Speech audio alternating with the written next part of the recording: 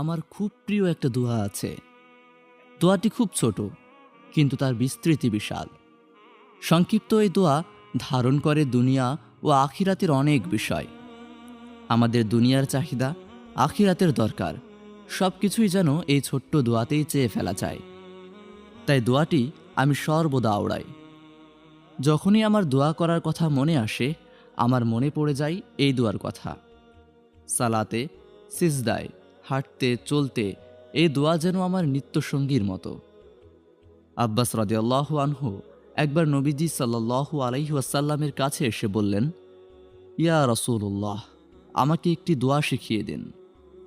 নবীজি বললেন, চাচা বলুন, আল্লাহুম্মা ইন্নী আসআলুকাল আফিয়া। মানে হলো, ও আল্লাহ, আমি আপনার কাছে আফিয়াহ চাচ্ছি। প্রশ্ন হলো, আফিয়া কি জিনিস? যখন আপনি বিপদ আপদ থেকে বেঁচে যান, তখন আপনি মূলত আফিয়া পেয়ে গেলেন। রোগমুক্তি এবং স্বাস্থ্যের উন্নতি হচ্ছে, তাহলে আপনি আফিয়াতে আছেন। আপনার কাজে বারাকা আসছে, সময়ে বারাকা আসছে, আয় উপার্জনে বারাকা আসছে, আপনি আফিয়া পাচ্ছেন।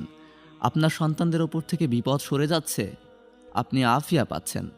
এমনকি আখিরাতে আপনাকে ক্ষমা করা হলে সেটাও আসলে আফিয়া। এত ছোট্ট দোয়াতে আব্বাস রাদিয়াল্লাহু আনহুর মন ফরল না।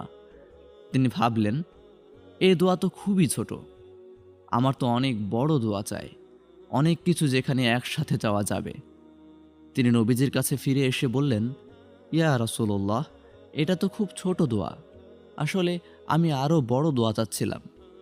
তার কথা শুনে নবীজি হাসলেন, বললেন, প্রিয় চাচা, আপনি আল্লাহর কাছে আফিয়ায় চান। আল্লাহর শপথ, এর চেয়ে ভালো আপনার জন্য আর কিছুই হতে পারে না। আল্লাহুম্মা ইন্নী আসআলুকাল আফিয়া। খুব ছোট্ট দোয়া, অথচ ধারণ করে আছে কত বিশাল জিনিস, কত বিস্তৃত বিষয় এই দোয়ার মধ্যে আমাদের জন্য রয়েছে। আমরা যারা দুনিয়ার দুঃখ কষ্ট থেকে বাঁচতে চাই, আমরা আল্লাহকে বলতে পারি, আল্লাহুম্মা ইন্নী আসআলুকাল আফিয়া। সন্তান সন্ততির ভালো চেয়ে আল্লাহর কাছে বলতে পারি, আল্লাহুম্মা ইন্নী আসআলুকাল আফিয়া। রোগ থেকে মুক্তি পেতে আল্লাহকে বলতে পারি, আল্লাহুম্মা ইন্নী আসআলুকাল আফিয়া।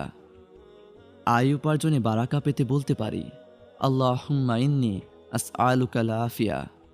জাহান্নামের আগুন থেকে বাঁচতে, অনিন্দ সুন্দর মনোরম মনোহর জান্নাত লাভের জন্য বলতে পারি, আল্লাহুম্মা ইন্নী আসআলুকাল আফিয়া।